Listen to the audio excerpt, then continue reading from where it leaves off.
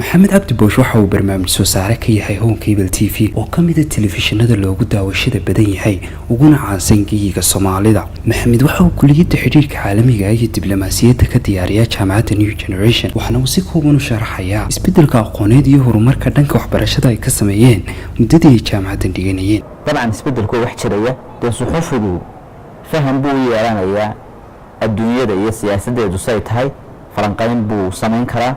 markii hore waxa laga yaabaa wadda inuu Hargeysa iyo meelaha Soomaaliland inuu ku koobnaa, marka dabcan faham baan u yeelanay wax badan adduunyadu maanta say u socoto, siyaasadda dunida loo jaangooyo, sida nidaamyada adduunyada ka dhisanay ay yihiin laga soo bilaabo Shiinaha ilaa iyo Argentina say adduunyadu ay tahay. marka faham badan waan u yeelanay. markii maxamed waxaan weydiiyay ma jiraan wax guul oo la taaban karo oo ay aqoonta jaamacaddan bixinaysa ku soo kordhisay gudaha dalka Jamhuuriyadda Soomaaliland. qofku iska soo gali jiray xisbigu ku beeri jiray, dabadeedna ama xisbigaas uu xilkaan jiray ama xil dawladeed baa loo magacaabi jiray. faham siyaasadeed oo badan ma lahay, waayo dee siyaasaddeenu dhaqan u baahay iyo hebel baa siyaasadda qofku iska xiiseeyay uu ku beeray. laakiin imika waxay noqotay wax la barto oo la faaqido oo analysis laga bixiyo oo qofku wuxuu sheegayaa dee inay haato wax waaqici ah.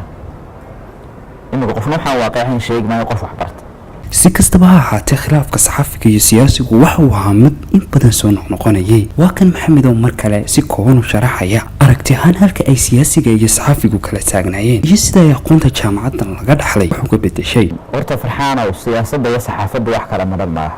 inta badan saxaafaddu waxay falanqaysaa dee siyaasadda, markaas siyaasaddii dee noloshii caadiga ahaa ee dadkay ka mid noqotay, annana taasaa nagu khasbaysa inaanu falanqayno oynu hufno oynu haadigno.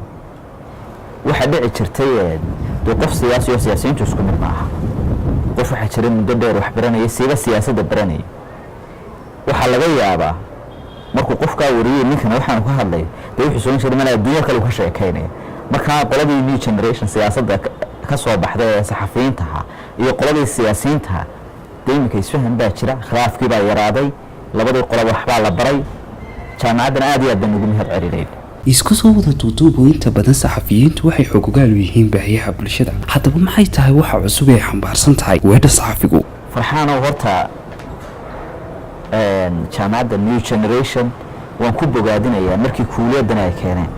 waana jaamacaddii ugu horreysay ee Somaliland ka hirgelisa meel siyaasadda lagu barto. aad bay mahadsan yihiin. siyaasiyiintaa u baahan, suxufiyiintaa u baahan, waxaa u baahan hogaamiyaasha dhaqanka.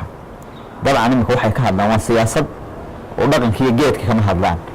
markaa dadkaynu u dirayno dibadahu oo maanta dee shir ka qayb gelaya, haddii siyaasaddii baanay fahamsanayn iyo wixii adduunyadu ka wada hadlaysay waa dhibaato. marka waxaan odhan lahaa siyaasi, hogaamiye dhaqameed iyo suxufi intaba uu faa'iido maadaamaaynu siyaasad ku lug leenahay. qolada dhaqanka siyaasaddii bay ka hadlayaan, haddii dhaqankii kuma joogaan. hadday dhaqanku joog lahayn kamaynaan hadalleen.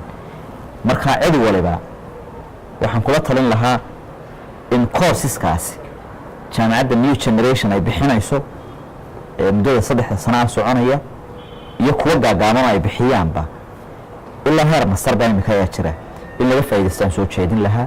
waana wax ummadda waxtar weyn leh oo nolosha dadka wax ka bedeli karta, oo fahamka adduunyada loo leeyahay imika wax ka bedeli karta, horusocod iyo horumarnaba wax keenaya. waana ku bogaadinayaa jaamacadda New Generation waxay soo kordhisay ee faa'iidada leh ee imika muuqanaya.